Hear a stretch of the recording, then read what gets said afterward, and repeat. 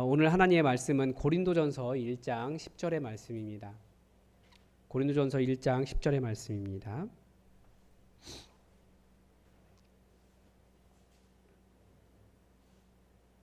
우리 고린도전서 1장 10절의 말씀 짧은데 다 함께 하나님의 말씀을 읽겠습니다. 형제들아, 내가 우리 주 예수 그리스도의 이름으로 너희를 권하노니 모두가 같은 말을 하고 너희 가운데 분쟁이 없이 같은 마음과 같은 뜻으로 온전히 합하라. 한 번 더 읽겠습니다. 형제들아, 내가 우리 주 예수 그리스도의 이름으로 너희를 권하노니 모두가 같은 말을 하고 너희 가운데 분쟁이 없이 같은 마음과 같은 뜻으로 온전히 합하라. 아멘. 지지난주에 하나님께서 신약 교회에게 원하신 모습이 한 3가지 정도 있다. 여러 말씀이 있지만 교회에 요구하시는 것이 여러 가지가 있지만 크게 이 정도다라는 말씀을 드렸습니다. 성부 하나님은 예수님을 통해서 구약의 이스라엘의 그런 종교의 모습, 그것도 아니고 제2성전 시대의 유대교의 모습도 아닌 새로운 교회라고 하는 공동체를 만드셨습니다. 그래서 많은 이야기를 할 수 있지만 아주 단순하게 보면 하나님의 자녀들이에요. 하나님의 자녀들이 거룩하고 순결하기를 원하셨습니다. 그리고 이 하나님의 자녀들이 하나가 되기를 원하셨습니다. 그리고 하나님의 자녀들이 서로 사랑하기를 원하셨습니다. 이 셋은 다른 이야기처럼 들리지만 그렇지만 다 같은 말이기도 합니다. 하나님의 자녀들인 우리는 서로 하나 되어서 사랑하는 것이 곧 우리의 순결함, 우리의 거룩입니다. 우리의 능력이에요. 거룩하고 순결한 하나님의 자녀들이 서로 사랑하기 때문에 또 그렇게 하나 되는 겁니다. 그리고 우리가 살아가는 그 모든 모습이 다 사랑하는 모습이죠. 우리는 이미 잘 알고 있습니다. 우리가 교회를 이렇게 사랑함에도 불구하고 그런데 교회 안에는 끊임없이 어떤 문제가 발생하고 있다라고 하는 것을 우리는 잘 알고 있습니다. 정말 우리가 사랑하는 교회가 무엇인지, 신앙이 좋다고 하는 것이 무엇인지 우리가 고민하지 않을 수 없는 그런 지점이에요. 왜 교회는 더 사랑하지 못하고, 왜 분명히 주님께서 만드신 교회는 그런 모습이 아닌데 우리는 자꾸 다른 쪽으로 가게 될까? 모든 교회에는 다 은근히 그런 힘든 점들이 조금씩 있죠. 다 있으니까 당연한 일이다 이렇게 오히려 그냥 받아들여 버리는 것 같아요. 그런데 사실 그런 일을 당연하다라고 생각하면 안 돼요. 교회가 분열되고 하나가 안 되고 한 마음 되지 못하는 일에 대해서 우리는 사실 굉장히 마음 아파하고 더 하나 되기 위해서 우리는 노력해야 됩니다. 그러니까 오늘 살펴보려고 하는 이 고린도 교회가 그렇습니다. 고린도 교회는 장점이 정말 많은 교회였어요. 너무나 장점이 많은 교회였습니다. 동시에 문제도 많은 교회였습니다. 그래서 장점도 많은데 성령에 충만한 교회인데 반면에 동시에 문제도 많은 교회의 대명사가 고린도 교회가 되어버렸습니다. 그래서 이 고린도 교회의 이 여러 가지 문제에 대해서 사도 바울이 주는 첫 번째 명령이 바로 오늘 우리가 읽은 본문입니다. 칭찬 막 하고 난 다음에 이 첫 번째 이야기하는 거예요. 그래서 어떻게 이 명령을 통해서 교회가 교회로서의 순결함을 유지하고 교회로서의 사랑을 유지하고 하나됨을 유지할 수 있는지 한번 생각해 보려고 합니다. 오늘 본문의 앞부분은 고린도 교회에 대한 칭찬이죠. 그러니까 우리는 교회라고 하면 다들 생각하는 모습이 머릿속에 있어요. 저도 그런 것 같아요. 저도 어떻게 보면 제가 교회에 이렇게 저보다 더 오랫동안 교회에 계신 분들도 계시겠지만 교회의 어떤 전형화된 모습, 거기에 꽉 들어차 있는 사람이 접니다. 큰 교회 생각하고 있고 화려한 밴드도 있고 훌륭한 찬양대가 있고 엄숙한 그런 것도 있고 그런 행사도 있고 그런 교회를 생각합니다. 그런데 고린도 교회가 이렇게 칭찬을 받는데 우리 초대 교회는 그런 교회가 아니고 우리 가정교회처럼 가정에서 모이는 작은 모임이었다라고 하는 것을 우리가 먼저 생각하고 계셔야 됩니다.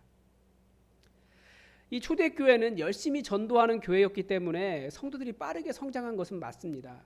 그렇지만 최소한 고린도전서가 기록될 때까지만 해도 이 현재의 모습과 같은 어떤 거대한 건물에 조직이 완벽하게 갖춘 그런 상태에는 이르지 못했다는 거죠. 그런데 이 교회의 특징이, 이 고린도 교회의 특징이 뭐냐면 일단 다 굉장히 똑똑한 사람들이었습니다. 무슨 말이냐면 약간 좀 웃자고 하는 이야기인데 똑똑한 사람들이에요. 그래서 지식도 많고 말도 잘하고 다들 내가 예수님을 믿는 이유에 대해서 명확하게 말할 수 있는 어떤 논리적인 능력이 있는 사람들이었습니다. 그러니까 그리스의 그리스 문화의 수사학, 철학 이런 것을 가지고 교회 그 복음과 정복시키면서 자기 이야기를 잘하는 사람들이었어요. 그런데 예수님에 대해서 알면 알수록 사람은 어떻게 될까요? 사실은 매우 겸손해져야 돼요. 예수님이 하늘 보좌 버리시고 이 땅에 내려오신 분이신데 어떻게 예수님을 아는데 마음이 교만해질 수 있겠습니까? 그리고 더 사랑하고 더 자기 주장을 하기보다 부족한 사람을 더 많이 이해하고 그래야 되는데 그런데 더 그렇지 않았다라는 거예요. 이 사람들이, 이 똑똑한 사람들이. 우리가 말 잘하는 사람들, 똑똑한 사람들을 만나면 어떤지 잘 아시지 않습니까? 아무리 좋은 말도 사실 또 반대할 말도 있어요. 그래서 뭐 양쪽 말을 다 들어봐야 된다 이런 말을 많이 하지 않습니까? 그런데 때로는 양쪽 말을 다 들었는데도 판단이 안 될 때가 있어요. 근데 고린도 교회가 그만큼 똑똑했다는 거예요. 이쪽 말 들어도 맞고 이쪽 말 들어도 맞아요. 그런데 이 각자의 입장에서 맞는 말일 수가 있기 때문에 그렇습니다. 이 신학 공부를 해봐도 그래요. 신학 공부를 해봐도 교단마다 각기 같은 성경 보고 있는데 신학에 의해서 다른 이야기합니다. 그래서 그 교단마다 이렇게 서로 다른 교단에 속한 목사님들이 만나면 얘기가 안 통할 때가 있어요. 각자의 교단의 어떤 기본적인 전제라고 하는 게 있거든요. 그 전제에서부터 신학이 출발을 합니다. 그런데 그 전제도 성경에서 나왔기 때문에 틀린 것이라고 할 수 없어요. 다 들으면 맞아요. 그래서 뭐 그런 비슷한 그런 재미있는 얘기가 아니고 안타까운 이야기가 있는데 1900년대 초중반에 아주 유명한 두 명의 신학자가 있었습니다. 근데 이 좁은 신학계에서 서로 모르는 사람들이 아니에요. 그런데 정말 열심히 싸웠습니다. 뭐 이쪽에서 논문 내면 이쪽에서 반박글 내고 막 그러면 싸웠어요. 그런데 결국 한 사람이 먼저 죽고 나서야 그 살아계신 분이 가가지고 그 장례식에 가가지고 대체 왜 우리가 이렇게 싸웠는지 모르겠다. 우리가 사랑하기에도 정말 부족한데 우리가 많은 이야기했지만 이렇게 한 사람이 죽어버렸는데 그게 무슨 소용이냐. 그 많은 지식, 그 많은 논쟁 이게 굉장히 허무한 일이었다라고 하는 고백을 하는 이게 있습니다. 서로 옳다고 말하는 것을 보면 거기에 맞는 진리가 있어요. 논리도 있고요. 그러니까 신학의 문제는 사실 틀려서가 아니에요. 틀려서 싸우는 게 아니고 사실 몰라서 싸우는 거예요. 무슨 말이냐면 우리가 예수님 만나서 물어보기 전까지는 완전 이단 같은 이야기 아니고서는 사실 자신할 수는 없어요. 주님 오시는 그날까지. 우리는 내가 맞다 분명히 말할 수 없어요. 모두가 다 교만인 거죠. 나만 옳다라고 말하면. 그래서 사도 바울이 이 똑똑하고 아는 것이 많아서 항상 분열이 계속되는 이 교회를 향해서 한 첫 번째 명령이 형제들아 우리 형제 아니냐 하나님의 자녀 아니냐 형제들아 내가 우리 주 예수 그리스도의 이름으로 너희를 권하노니 모두가 같은 말을 하고 너희 가운데 분쟁이 없이 같은 마음과 같은 뜻으로 온전히 합하라 이렇게 권면한 겁니다. 명령한 거죠. 그러니까 교회는 어떤 곳입니까? 같은 말, 같은 마음, 같은 뜻입니다. 이 같은 말, 같은 마음, 같은 뜻은 무엇입니까? 우리에게 정답은 무엇입니까? 딱 하나 있어요. 우리에게 정답 뭡니까? 예수 그리스도. 우리의 정답은 예수 그리스도의 다른 것 아닙니다. 다른 말로 하면 같은 말, 같은 마음, 같은 뜻을 갖지 못하고 분쟁하고 합하지 못하는 이유 무엇입니까? 바로 그런 분열된 상태가 우리 안에 예수 그리스도 없다. 그 안에 예수 그리스도가 안 계신다라고 하는 것을 역으로 보여주는 거예요. 이렇게 말하면 다들 예수님 때문에 그렇게 주장합니다라고 말하겠죠. 그런데 아무리 좋은 주장도 예수님보다 앞서면 문제가 됩니다. 즉 예수님은 우리가 자기를 주장하지 않고 사랑함으로 하나가 되기를 바라셨어요. 그런데 우리는 이 예수 그리스도로 하나됨에 대해서도 약간의 오해를 가지고 있습니다. 그래서 우리의 답이 무엇이냐 1장 17절을 보면 찾을 수 있습니다. 우리 1장 17절 한번 읽어볼까요? 그리스도께서 나를 보내심은 세례를 베풀게 하려 하심이 아니요 오직 복음을 전하게 하려 하심이로되 말의 지혜로 하지 아니함은 그리스도의 십자가가 헛되지 않게 하려 함이라. 그러니까 지금 이 고린도 교회가 처음 분열 겪은 문제는 뭐냐면 누구에게 세례 받았는가, 세례 받고 누구에게 속하게 되었는가 이거 이야기하고 있어요. 그러니까 핵심은 뭡니까? 누구에게 세례 받아서 내가 누구 편이다, 누구 파다라고 말하는 것이 중요한 것이 아니고 그리스도께서 나를 보내심은 세례를 베풀게 하려 하심이 아니요 오직 복음을 전하게 하려 하심이로되. 이 말이죠. 제가 교단의 배경을 가지고 있지만 교단 목사로서 교단을 벗어날 수 있었던 이유가 무엇입니까? 그리스도께서 나를 보내심은 어떤 교단의 정체성을 유지해라 이게 아니고 오직 복음을 전하게 하려 하심이로되. 제 안에는 복음을 전하고 교회를 세우고자 하는 마음이 있기 때문에 그거 바라보고 나온 거예요. 다른 것도 마찬가지입니다. 우리 마음에 뭐가 있어야 됩니까? 복음을 전하는 일보다 다른 일이 먼저가 되고 있을 때 우리가 이 말씀을 생각해야 돼요. 그리스도께서 나를 보내심은 그 일 때문에 아니면 강력하게 이것만 하라고 우리를 보내신 것이 아니라 오직 복음을 전하게 하려 하심이로되. 그러니까 복음을 전하는 일 이외에 혹시 우리 가운데 걸림돌이 되는 것이 있다면 우리는 그것을 오히려 치우고 복음을 전하는 일 이것에 집중할 수 있도록 우리는 교회를 만들어가야 되는 겁니다. 근데 그렇게 하지 아니하면 그리스도의 십자가를 헛되게 하는 거라는 거예요. 그래서 사람은 참 신기한 게 이 본문을 읽으면 그래? 그러면 나를 복음 전하라고 보내셨지 교회 봉사라고 보내신 게 아니야 라고 하면서 잘하고 있던 봉사도 거부할 근거로 사용할 것만 같은 불안감이 저에게 있습니다. 그런 의미가 아니라는 것을 잘 아시죠? 그러니까 우리의 하나됨은 첫째는 복음을 전하는 일이고 둘째는 그 방법으로 예수 그리스도의 십자가를 지는 방법을 따라가는 겁니다. 교회도 조직이기 때문에 굉장히 여러 일을 해야 됩니다. 할 수밖에 없어요. 그런데 일을 하다가 내 의견과 맞지 않을 때가 있습니다. 그때 복음을 전하는 일과 관련이 없다면 더 성숙한 사람이 내 주장을 내려놔도 괜찮다는 거예요. 교회는 언제 문제가 발생합니까? 이것이 옳다라고 말하는 일을 관철시킬수록 문제가 생겨요. 오히려 교회는 복음을 전할 때 아무 문제가 없습니다. 왜냐하면 복음을 전하는 교회는 영혼에 대해서 관심을 가지고 있어요. 영혼을 돌보려고 하고요. 어떻게든 복음이 전해지기를 원하기 때문에 섬깁니다.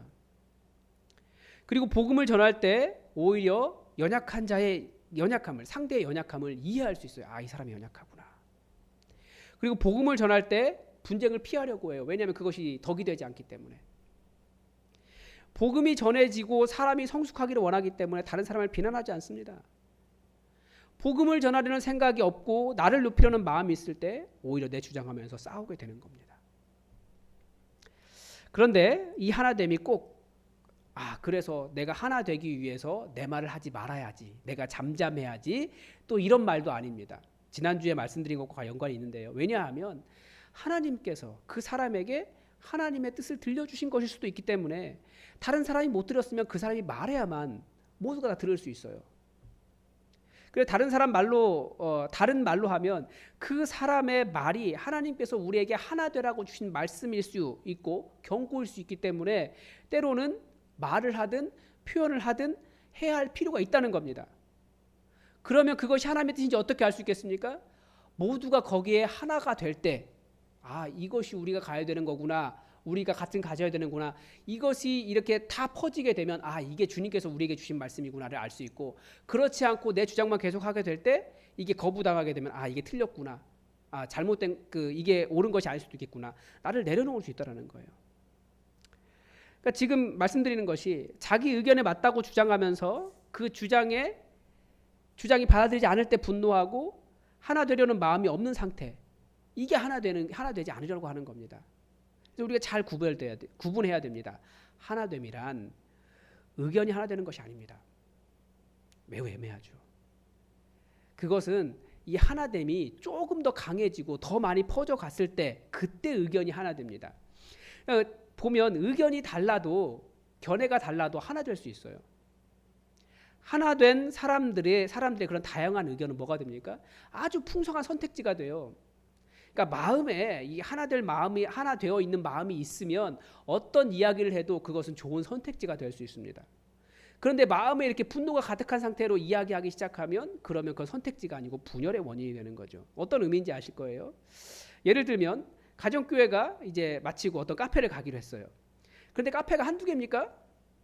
그런데 이 가정교회가 하나가 돼 있어요. 우리는 카페가 중요한 게 아니고 정말 이렇게 하나 돼서 같이 이야기하고 나누는 게 더 중요하기 때문에 카페는 관계가 없어요. 대신에 여러 가지 자기가 알고 있는 좋은 카페들이 막 나오면 많은 카페들에 대한 지식을 얻게 되는 거죠. 선택지가 다양해지는 거예요. 근데 반대로 하나 되려고 하는 마음이 없어요. 교제하려고도 하지 않는데 이쪽에서 카페 가자 그러니까 이제 카페를 가자고? 저 사람 지금 뭔데? 죄송합니다. 네, 우리를 이렇게 막 아무데 함부로 인도하는 거야. 나는 안 갈 거야. 그러면서 우리 산 갑시다. 그렇게 말하는 것과 같다는 거예요. 분열이라고 하는 것은. 그러니까 하나됨이라고 하는 것은. 그러니까 하나됨이라고 하는 것은 좀 약간은 얘가 좀 생뚱맞다는 생각이 들긴 하지만 하나 되려고 하는 마음 없이 분열된 마음 갖는 것 그 자체가 문제라는 겁니다. 그러니까 하나됨은 일률적인 것이 아니라 어떻게 보면 다양함에 대한 인정인데 그 다양함이 우리가 하나기 때문에 얼마든지 포용될 수 있는 상태가 하나됨이에요. 그리고 그렇게 다양함을 인정하는 것이 전혀 기분 나쁘지 않은 거예요. 왜냐하면 내 사랑하는 사람이 저런 이야기를 해준 거야. 그런 하나됨이 있는 겁니다. 근데 어떻게 이런 일이 가능하겠습니까? 이것이 바로 예수 그리스도의 방법이라는 거예요. 예수님의 십자가는 죄인에 대한 사랑과 용납 아닙니까? 그리고 말씀 때문에 또 하나는 나를 쳐서 복종시키는 거예요. 그래서 우리의 같은 말, 같은 마음, 같은 뜻은 항상 이 질문을 해야 됩니다. 예수님이라면 미워하고 잘라내고 내 고집 피우고 다른 것 자랑하고 이런 것 안에는 예수님이 없어요. 예수님 그렇게 하지 않으셨어요. 파당을 나누고 차이를 찾아내면서 분리하고 또 죄를 인정하지 않는 것, 이것도 예수님 안에서는 없었습니다. 이 그리스도의 십자가는 결국 이해와 사랑과 용납이 되는 거죠. 그게 우리가 찾아가는 방법입니다. 여러분, 고린도전서가 계속 이야기하는 것이 있어요. 너희 누구 거냐? 너희 그리스도의 것이다. 그러면 그리스도의 방법 찾아가라. 예수님께서 원하는 일에 우리 그리스도의 것인데 예수님 것인데 우리 예수님께서 원하신 일에 집중했으면 좋겠습니다. 가장 먼저 우리가 해야 될 일은 우리의 무엇보다도 최선되는 목표는 우리가 할 일은 복음을 전하는 일입니다. 복음 전하는 일이에요. 그리고 십자가를 지고 서로 인정하며 하나를 이루어서 우리 안에 하나님 나라 만드는 겁니다. 하나 된다고 해서 마음에 불만이 가득한 상태로 궁시렁대면서 아무 말도 하지 않고 꿍하고 있는 것이 아니라 그 마음마저도 하나가 되는 것, 그게 하나 된 겁니다. 불만을 내려놓고 복음을 전하기 위해서 나의 오름을 내려놓을 수 있어야 하는 상태가 하나인 거죠. 그래서 공동체 안에는 항상 이 훈련이 있습니다. 공동체 안에서 갈등이 일어난다라고 하는 건 하나님의 뜻이 있는 거예요. 오히려 그 시기를 잘 지내고 그 갈등을 이겨내고 더욱더 하나 되라고 하시는 거예요. 갈등을 극복한 하나 되면 놀라운 힘이 있습니다. 뭐랑 똑같냐면 전 용접과 같다고 생각해요. 쇠 용접할 때 어떻게 됩니까? 요즘 다양한 용접 방법이 있지만 우리가 주로 아는 것은 쇠와 쇠를 딱 맞대고 여기에 이제 탄소봉을 딱 쏘면 불꽃이 파바박 일어납니다. 그런데 나중에 이게 부러질 때가 있어요. 그런데 이 용접한 부분이 부러지는 게 아닙니다. 용접한 부분은 아주 짧게 2번 딱딱 구멍만 낸 것 같은데 그 부분만 딱 찍은 것 같은데 이 부분이 훨씬 더 강해요. 그 부분이 아니라 다른 부분, 용접하지 않은 다른 부분이 갈라지는 겁니다. 용접한 부분 옆으로 찢어져요. 무슨 말이냐면 갈등이라고 하는 것, 그것을 함께 지나가면서 우리가 하나가 되면 그 어떤 것보다 더 강력한 하나됨이 될 수 있어요. 정말 이해하기 때문에 사랑이 발생하는 거죠. 그래서 공동체 안에는 항상 이 훈련을 하나님께서 하세요. 갈등하게 하시고 시간 지나면서 함께 사랑하게 하시고 극복하게 하시고 하나가 되게 하시는 거예요. 아무리 봐도 내가 옳은데 내 뜻대로 되지 않을 수도 있습니다. 그럴 때는 분노하는 게 아니라 우리가 하나구나 이해하고 인정하면서 공동체가 함께 하기로 인정하고 한 마음 한 뜻 되는 겁니다. 여러분, 그래서 복음을 전하는 일에 열심을 내고 집중해야 됩니다. 그리고 하나님 나라는 하나님께서 이루십니다. 내가 어떤 일을 이룬다고 생각하지 않으셨으면 좋겠습니다. 하나님께서는 하나된 교회를 통해 일하십니다. 복음 전하는 일도 하나님의 일이고 성령 충만하게 되는 일도 하나님의 일이고 전부 다 하나님의 일인데 하나님은 하나된 교회를 통해서 일하십니다. 그래서 사도 바울이 맨 처음부터 이야기한 것이 분열한 그 교회를 향해서 같은 뜻 되어라, 같은 말해라, 같은 마음 되어라, 한 뜻 되어라 라고 이야기하는 겁니다. 그래서 우리가 하나가 되어서 복음을 전하는 일과 예수 그리스도의 십자가의 방법으로 살아가는 이 하나 되는 일에 힘을 썼으면 좋겠습니다. 바로 우리가 그런 일에 부르심 받고 우리가 그래서 예수품한 교회라는 이름으로 모였다는 것을 우리가 이해했으면 좋겠습니다. 기도하겠습니다. 하나님, 우리가 오늘도 우리를 하나로 부르시고 부르셔서 한 말을 하게 하시고 한 마음 갖게 하시고 한 뜻 되게 하시는 예수님의 이 뜻을 우리가 들었습니다. 제자들을 향해서도 마지막에 그 제자들이 하나가 되기를 위하는 하나가 되기를 원하는 기도를 하셨습니다. 마찬가지로 오늘도 우리 예수품한 교회가 온전히 하나 되기를 원하오니 우리가 마음속에 분노하거나 분열된 마음 갖지 않고 사랑하면서 정말 온전한 하나를 이루어갈 수 있도록 도와주시옵소서. 그래서 우리가 이야기하는 모든 것들이 서로 다름을 이야기하는 것이 아니라 사랑하기 때문에 하나를 향해 나아가는 많은 선택지와 기회와 열린 이야기들이 될 수 있도록 우리가 온전한 하나를 이룰 수 있도록 도와주시옵소서. 그래서 우리가 온전히 하나 되어서 주님의 복음을 온전하게 증거하는 교회 되게 하여 주시옵소서. 우리 가운데 역사하시며 우리를 사용하시길 원하며 예수님의 이름으로 기도드립니다. 아멘.